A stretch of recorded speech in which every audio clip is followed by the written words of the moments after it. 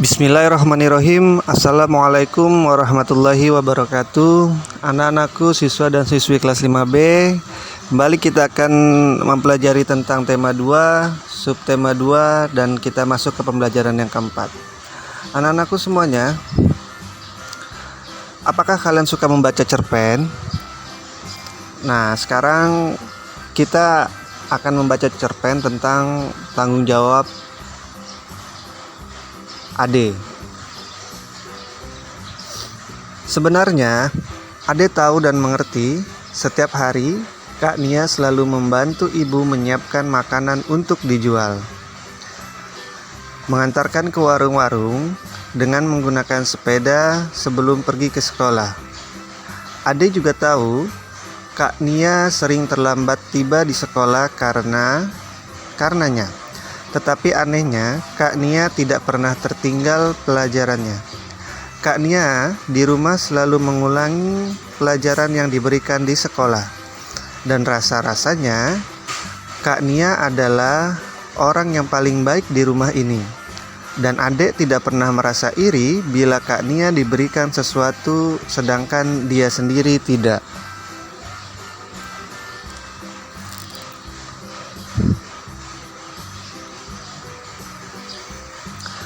Tetapi sekarang ini, pagi hari, Ade bersungut-sungut.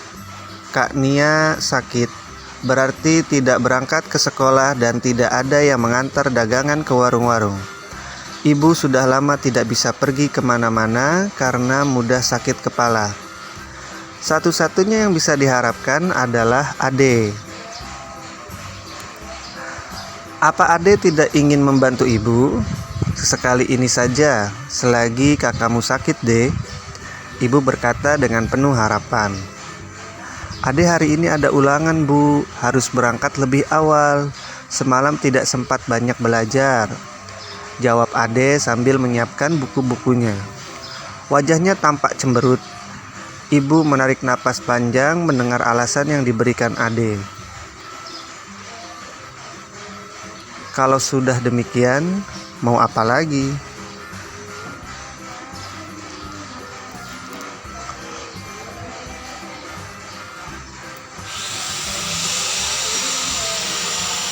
Biarlah saya sendiri saja bu, rasanya kepala saya sudah tidak pusing lagi, seru Kak Nia dari dalam kamar.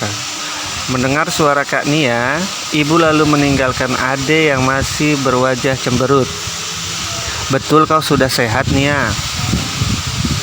Ibu khawatir nanti malah tambah sakitmu, kata ibu. Kak Nia bangkit perlahan dari tempat tidurnya, lalu pergi ke kamar mandi. Ibu hanya mengawasi dari belakang sambil menggendong adiknya yang masih bayi.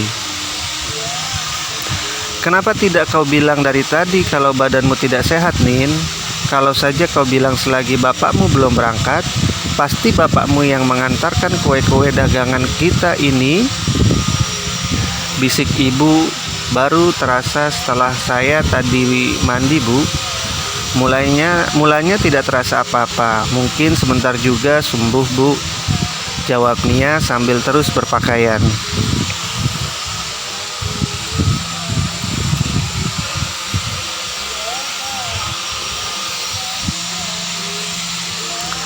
Ade berangkat tergesa-gesa, ada ulangan, begitu alasannya disampaikan untuk menolak tugas yang biasa dilakukan Kak Nina. Padahal ia tidak langsung menuju ke sekolah, karena di sekolah pada waktu pagi itu masih sepi, bahkan mungkin gerbangnya belum dibuka.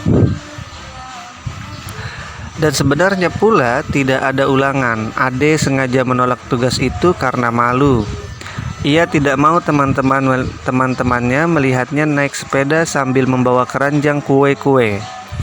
Ia tidak mau dikata-katai teman-temannya seperti yang dialami Alif yang mengantarkan koran tiap pagi itu.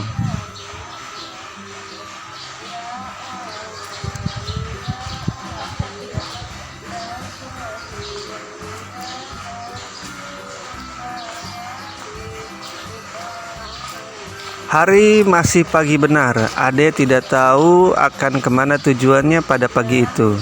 Apakah akan mampir ke rumah Tina atau Ninuk?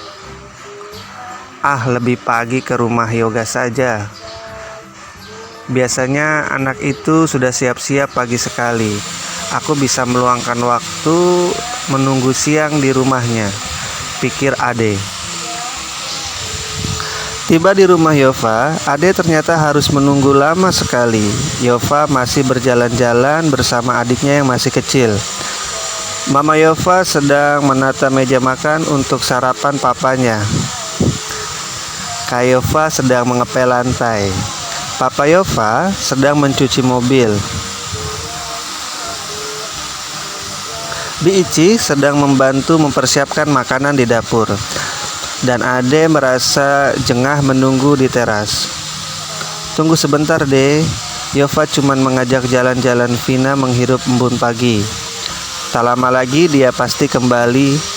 Dia juga sudah siap-siap akan berangkat, kata Papa Yova mencoba menenteramkan kegundahan Ade yang sedang menunggu itu.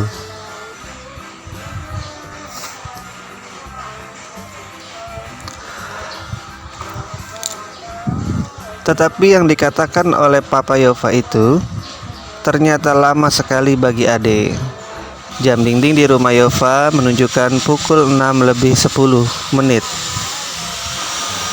Jarumnya bergerak perlahan. Ade semakin merasa tidak enak duduk di kursi teras. Tak lama kemudian, Bi Ici mengantarkan secangkir teh manis dengan ubi goreng. Silakan diminum Neng Ade, Bi Ici menawarkan. Saya mau berangkat dulu Bi, jawabnya kepada Bi Ici. Lalu kepada Papa Yova dia pamit sambil bergegas pergi. Terima kasih Om, saya mau berangkat saja dulu, mau mampir ke rumah Ninu. Ia tiba-tiba gugup. Papa Yova keheranan. Demikian pula Bi Ici. Mereka heran melihat Ade tiba-tiba pergi dan melangkah lebar-lebar meninggalkan rumah itu.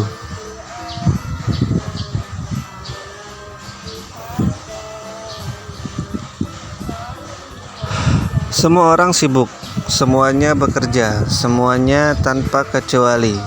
Kak Nina juga, padahal Kak Nina sedang sakit.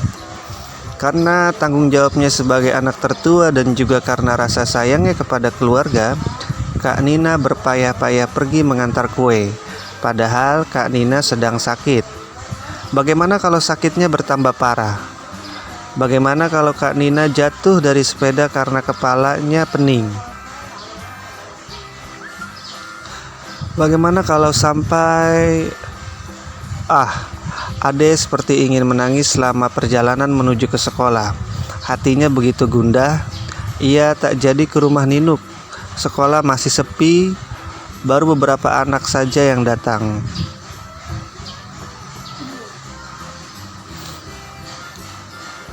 Selama perjalanan berlangsung, Ade tidak bisa memusatkan perhatiannya pada pelajaran. Beberapa kali ditegur Pak Adi karena melamun. Ia ingin segera pulang, ingin segera menjenguk Kak Nina. Mungkin Kak Nina tambah parah sakitnya. Mungkin Kak Nina jatuh dari sepeda karena kepalanya pening.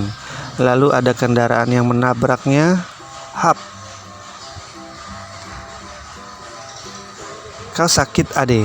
Tiba-tiba terdengar teguran Pak Adi. Ade gelagapan. Rupanya tadi ia melamun selama Pak Adi menerangkan. Pak Adi lalu menghampirinya, meraba keningnya. Ade jadi terharu. Kepalamu hangat, pulang saja ya, nanti bertambah parah, kata Pak Adi. Ade menurut, ia bergegas meninggalkan sekolah. Ade berjalan dengan setengah berlari, agar secepat mungkin bisa tiba di rumah melihat Kak Nina.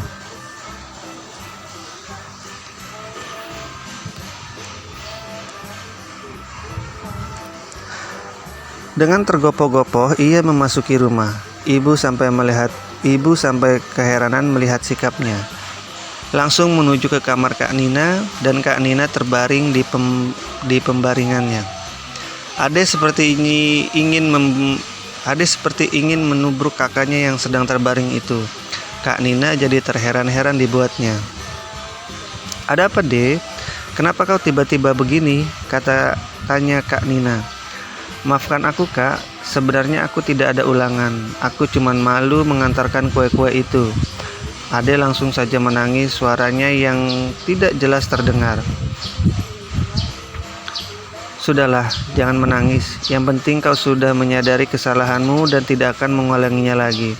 Untuk kali ini tak apa-apa. Kakak memaafkanmu, Dek." Lembut suara Kak Nina menyejukkan hati Ade, mengobati rasa sesalnya agar tidak berkepanjangan.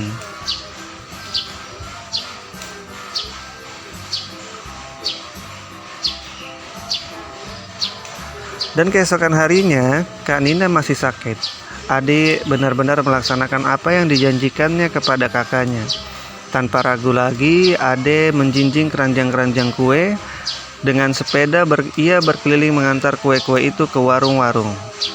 Tak ada yang mengejek, tak ada yang menggoda, tak ada rasa malu. Yang ada adalah rasa tanggung jawab yang besar.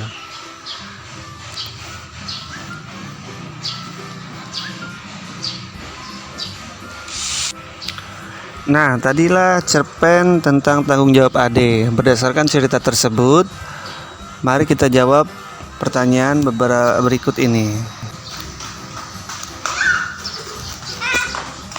Siapa tokoh cerpen dalam tanggung jawab Ade? Tokoh dalam cerpen tanggung jawab Ade adalah Ade, Kak Nina, Ibu, Yova, Tina, Ninuk, Papa Yova, Biici, dan Pak Adi.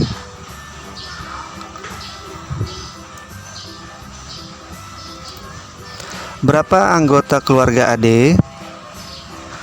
Anggota keluarga Ade ada 5 orang, yaitu ayah, ibu, Kak Nina, Ade, dan adik bayi.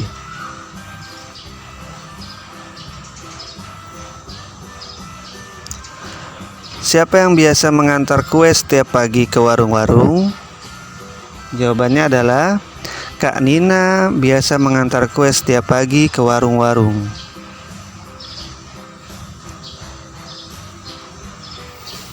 Apa yang terjadi pada Kak Nina? Kak Nina sedang sakit sehingga tidak bisa mengantarkan kue ke warung-warung.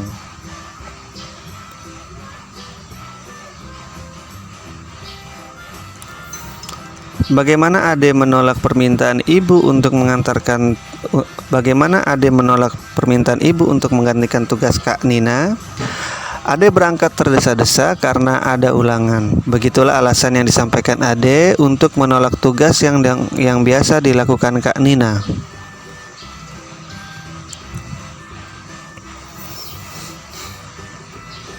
Mengapa Ade tidak mau menggantikan tugas Kak Nina? Ade sengaja menolak tugas itu karena malu. Ia tidak mau teman-temannya melihatnya naik sepeda sambil membawa keranjang kue-kue.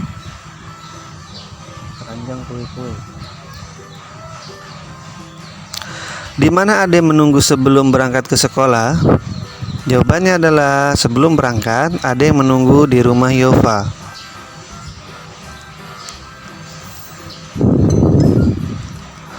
Mengapa Ade merasa gundah saat berlangsung pelajaran di sekolah? Ade merasa gundah saat berlangsung pelajaran di sekolah karena merasa bersalah dan khawatir Kak Nina tambah parah sakitnya.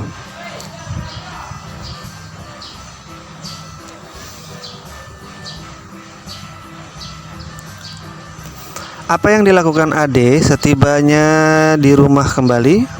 Ade meminta maaf kepada Kak Nina dan mengatakan bahwa tidak ada ulangan, namun hanya malu mengantarkan kue-kue itu.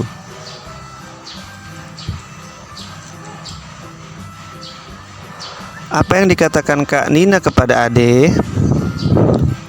Kak Nina mengatakan agar Ade jangan menangis dan yang penting Ade sudah menyadari kesalahannya dan tidak akan mengulanginya.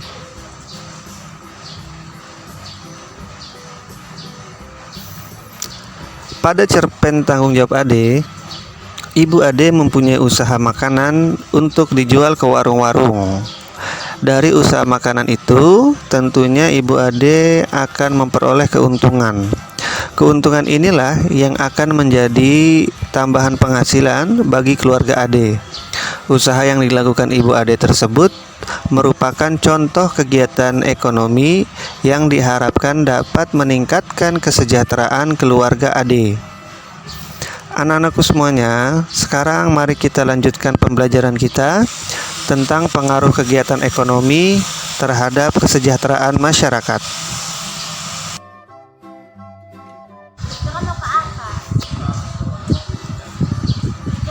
Kegiatan ekonomi adalah suatu kegiatan yang dilakukan manusia untuk memenuhi kebutuhan hidupnya.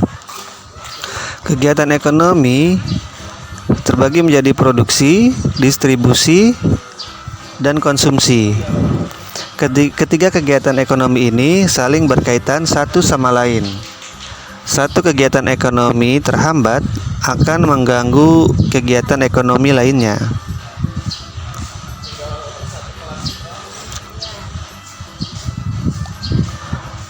Produksi adalah kegiatan menghasilkan barang dalam rangka memenuhi kebutuhan hidup. Contoh kegiatan produksi adalah pengrajin gerabah yang mengubah tanah liat menjadi berbagai macam bentuk gerabah. Orang yang melakukan kegiatan produksi disebut dengan produsen.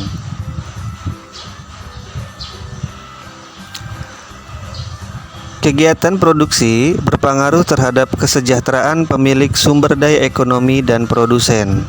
Bagi pemilik sumber daya ekonomi, adanya proses produksi memungkinkannya memperoleh balas jasa. Balas jasa ini berupa sewa, bunga modal, ataupun gaji. Dengan balas jasa ini, pemilik sumber daya ekonomi dapat memenuhi kebutuhan hidup secara memuaskan. Sementara itu, bagi produsen, adanya proses produksi menyebabkan produsen memperoleh keuntungan.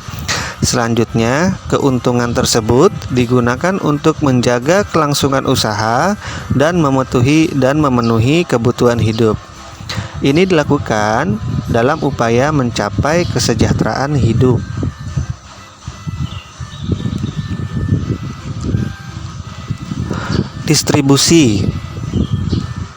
Distribusi adalah kegiatan menyalurkan hasil produksi dari produsen ke konsumen. Orang yang melakukan kegiatan distribusi disebut distributor. Kelancaran distribusi barang membutuhkan sarana transportasi dan akses yang memadai. Tujuannya agar hasil produksi bisa sampai ke konsumen dengan tepat dan cepat. Konsumsi adalah kegiatan menghabiskan atau mengurangi nilai guna barang dan jasa untuk memenuhi kebutuhan hidup. Contoh kegiatan konsumsi antara lain ketika kalian jajankan di kantin sekolah atau membeli peralatan sekolah di kantin sekolah atau di koperasi sekolah, dan juga kalian membeli sepatu di toko sepatu. Orang yang melakukan kegiatan konsumsi disebut dengan konsumen. Demikian tadi anak-anakku pembelajaran kita pada tema 2, subtema 2, dan pembelajaran keempat. Mudah-mudahan semuanya dapat dipahami. Nanti kita akan langsung ke pembelajaran yang kelima. Terima kasih. Wassalamualaikum warahmatullahi wabarakatuh. Mohon maaf kalau banyak suara bising.